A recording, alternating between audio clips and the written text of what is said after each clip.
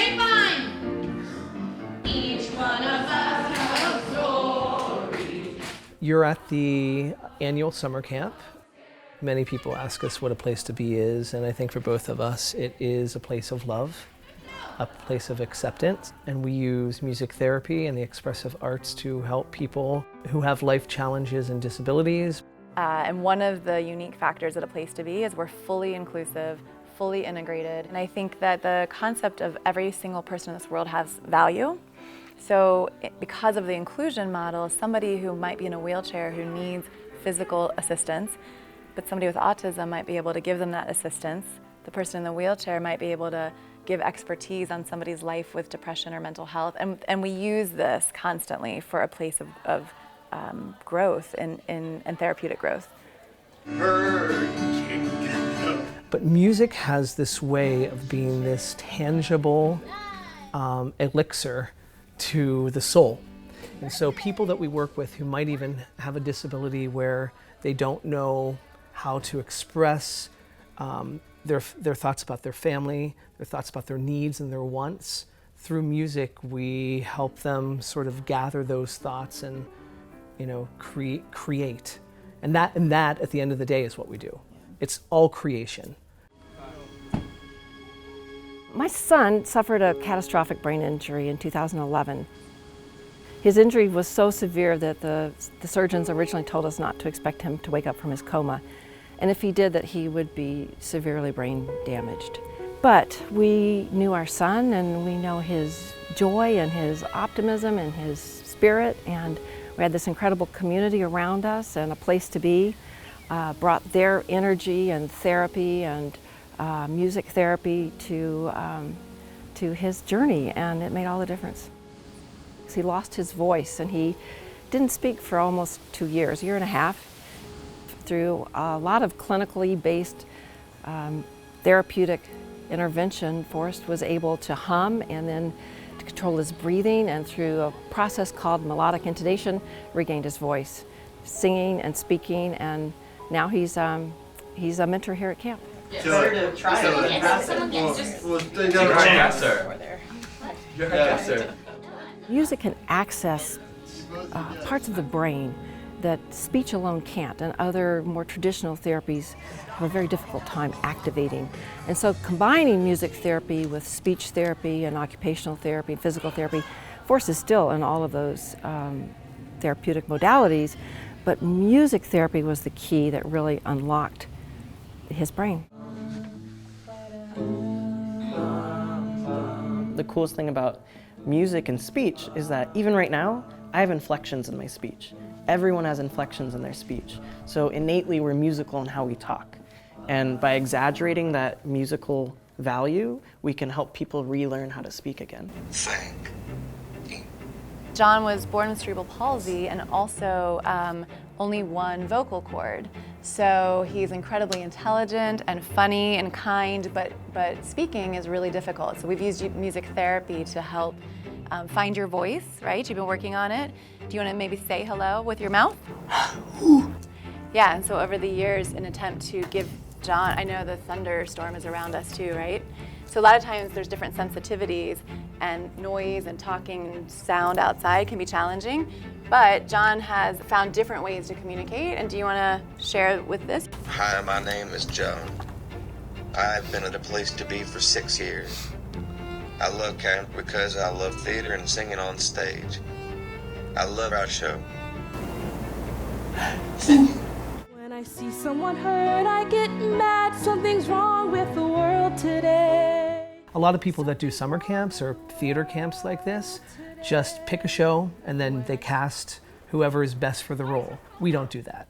We actually create shows from scratch, sort of knowing who our clients, who our cast is, and then we create rules that will not only give them the greatest opportunity to be a phenomenal performer on stage, but will give them the greatest opportunity for growth in their therapeutic goals.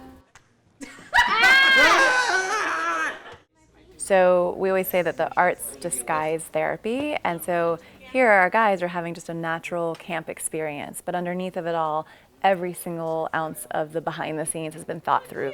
So we do this performance-based therapy because most places with therapy are behind closed doors, right? And why we have chosen to use the stage and that platform of performance is two reasons. For the performer, it gives them like a beginning, a middle, and end of a goal. You know, they have something to work on. They get to gain the skills as they work through that part, as they're rehearsing, and it's also for the audience. So we are really trying to shine a spotlight on folks to say that everybody here deserves to feel like somebody big, deserves to stand in front of an audience and be applauded for who they are at the space they're in right now in this world. Music is a way that I can express myself and how I feel. When I sing or I try and write music, sometimes it's a little stressful, but I know that I can work through it with music. My best friend, she really gets me through a lot. 1, 2, 3. We're complete opposites. I have depression and anxiety, and she's just a bundle of joy. She always brightens my day, and she always tells me how beautiful I am and how much she loves me, and I've never thought like anyone would think that about me, and I'm so happy I have her. I'm sorry. Why are you sorry? Because I hope your journey gets easier soon. Yeah. I have a lot of support though. That's important. And it's great that you're at a place like this. Yeah. Because of the environment here and everyone's so relaxed and friendly by default, people are themselves, and when people are themselves, they're wonderful and they find friends. I've struggled with depression a lot in the past, and I've always turned to music or theater or some fine art to help me vent my emotions in a manner that's healthy and non-destructive. What does music bring you? Peace. It's a safe spot to be happy.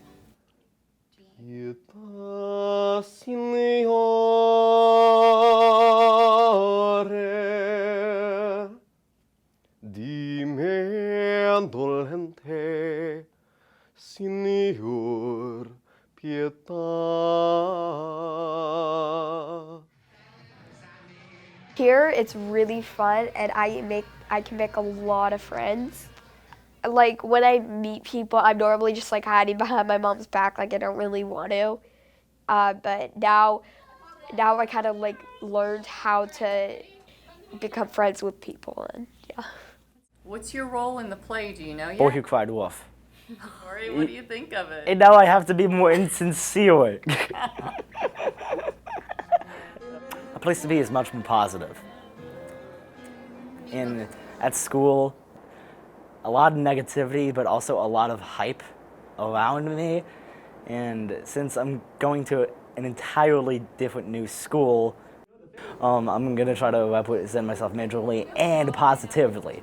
Certain ways I was treated by certain people were completely unacceptable and completely put me in the wrong way. So hopefully I can change things and make more positive out of them. I'm never gonna give up. In the human world, bad things can happen. People get hurt. My life is so much more meaningful if it has art in it. Storytelling is my preferred expression. I just feel like stories are just such an integral part of my life and the way I see the world. Anyone I recognized at a place to be was a friend, and anyone I didn't recognize was a friend I had not met yet. I have personal struggles on my own. I have depression and anxiety that I work with daily, and through the music camp, I'm able to focus really not what's going on in my head, but what's going on around me. You know, someone else has a challenge that I need to help them through, but also if someone else sees that I'm down, they come to me. So it's a huge working environment to better other people. I know when I'm on stage, I'm in a whole different world. You know, I'm in my character, I'm my character. But more often than not, when you're in your character, you're also working through something that your character faults are going through. And that's a little bit of therapy in itself because you're focusing on getting maybe your character better. It's a baptism of sorts when you come out of it and you're bowing on stage, and you know, it's hopefully a new moment, a new day.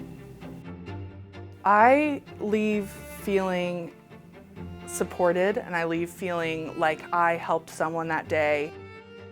Just seeing someone smile and seeing someone come out of their shell and being able to be involved in that is so amazing. And it doesn't have to be an overwhelming thing for our world to become an inclusive place for everyone. It can start by just being kind and saying hello to someone that maybe you wouldn't normally say hello to, or not assuming that someone's not going to relate to you in some way. Wow, it's just so much that you're able to absorb and learn from. And the fact that we come from such a loving place really sets a good example for like how we think the world should be modeled after us, in like kindness and just loving thy neighbor. This sort of integrative connectedness that we all need is crucial for the world today. It's community and connection.